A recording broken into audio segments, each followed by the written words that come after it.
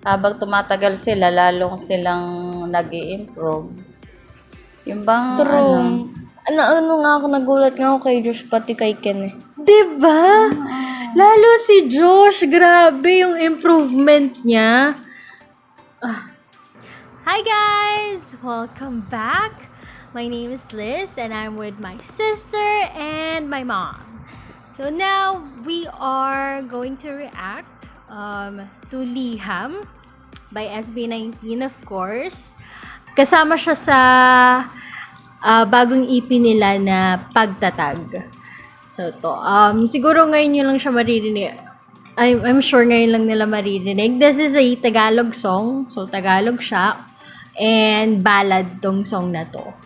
Favorite ko siya at the time. Ito yung pinakang favorite ko sa buong Pagtatag EP nila. Pero lahat naman wala ako maitatapon dun sa Pagtatag, promise. Sobra, lahat. Lahat ng songs nila solid.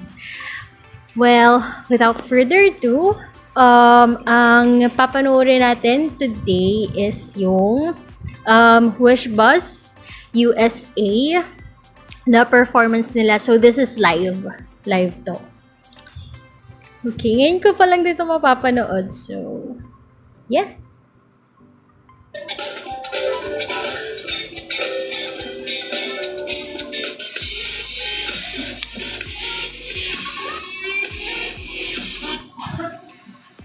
Wish.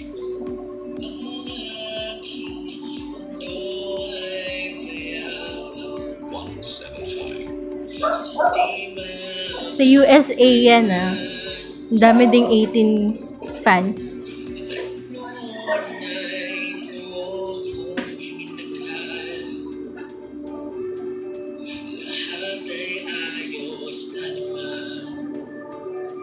Si Pablo yan. Si Pablo yung leader. Yan si Ken, yung dancer. Main dancer yan ah.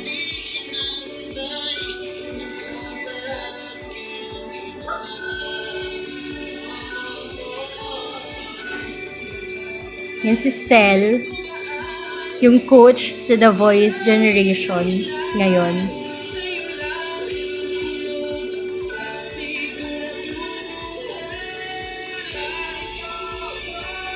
Yan naman si Josh, rapper siya. Pero kumakanta din.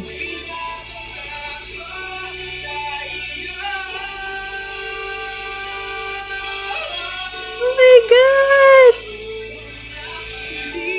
Si Justin. Vocals din nila.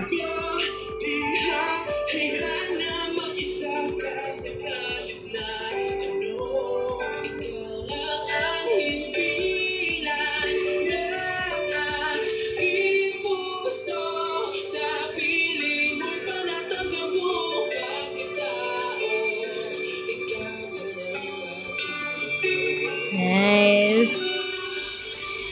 Actually, kaya isa rin sila sa kung bakit sila sumisikat sa mga kabataan. Tsaka, syempre, sa matatanda na din. Kasi, mga gwapo sila. Hindi lang, talented din. Tsaka, syempre, talented din. Kumbaga, marunong sila kumanta. Pero, syempre, unang nakikita sa kanila, yung kanilang physical appearance. Para Well, sa akin, ha? Para visual. sa akin. Visual din kasi talaga nila. Walang walang hindi gwapo. Lahat talaga sila gwapo. Walang itatapon sa kanila. Tsaka malalakas ang mga appeal nila. Eh, yun ang mga ano ngayon, at millennials. Kaya patok sila.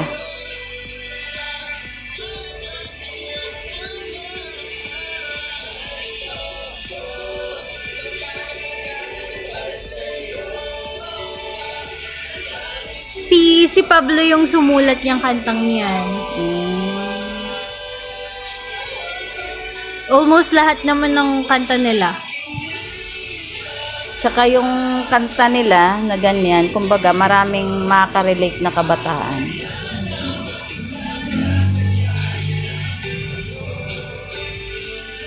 Grabe, sobrang ano nung kantang yan. Sobrang romantic.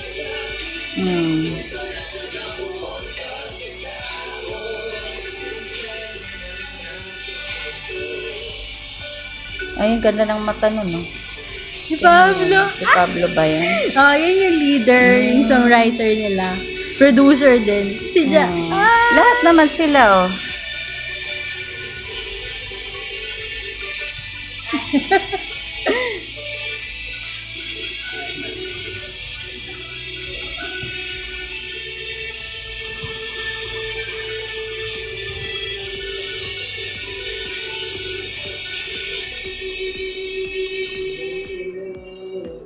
Mm. Basta yun lang nakikita ko, kaya sila sumisikat. Kasi magagwapo sila. Tsaka malalakas ang mga appeal nila talaga. At saka yung story kasi talaga Ng songs nila, pang ano talaga. Hindi pati yung sila, yung storya nila nung nagsimula sila.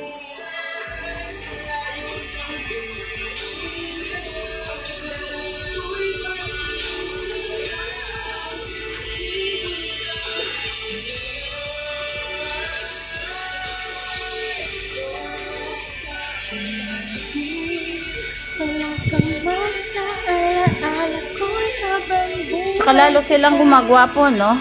Hindi katulad ng mga nakaraang ano nila, hindi pa sila masyadong, ngayon talagang ano talaga sila. Syempre, kapag madami ka ng projects, talagang mag invest ka na rin sa sarili mo, sa appearance mo, ganyan.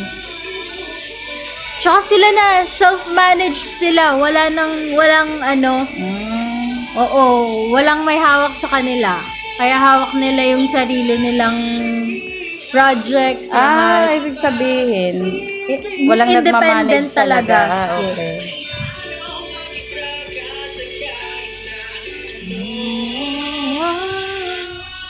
Parang bumuo sila ng company 1Z Entertainment. Tapos sila yung pinakang unang talent ng company nila.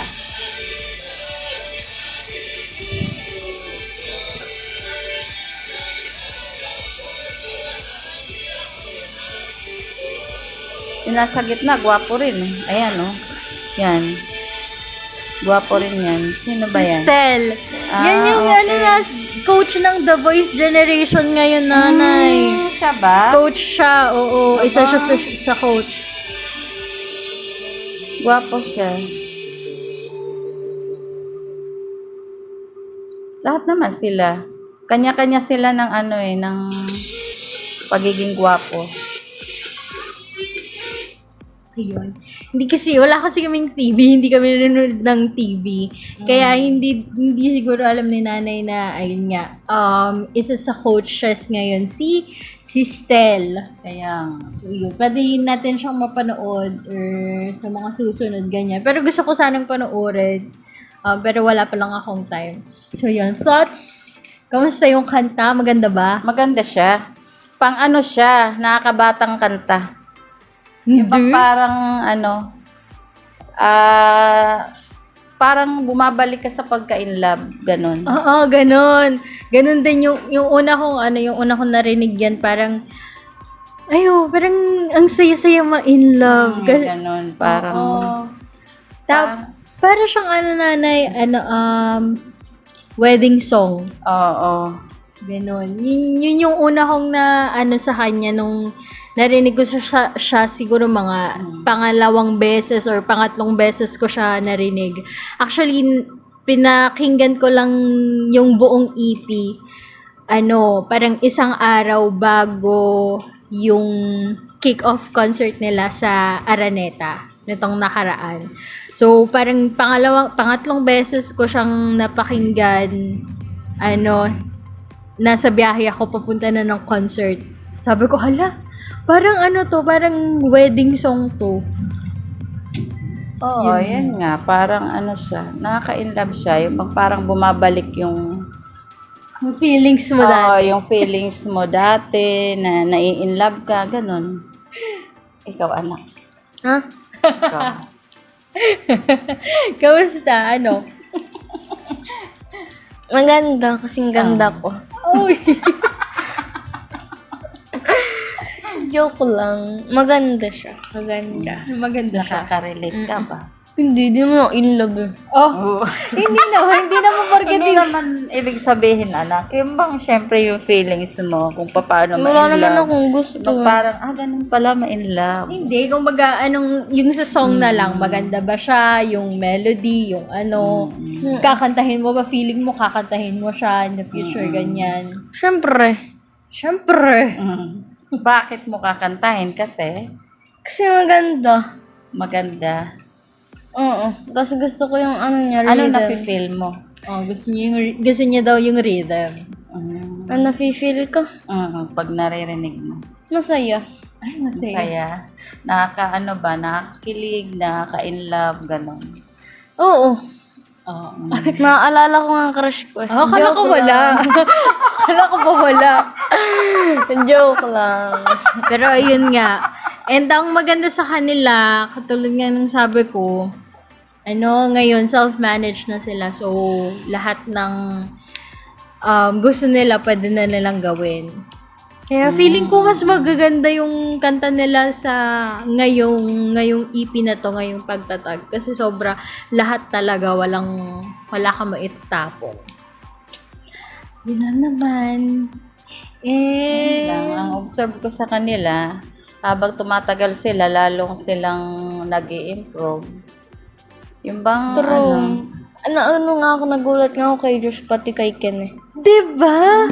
Lalo si Josh, grabe yung improvement niya.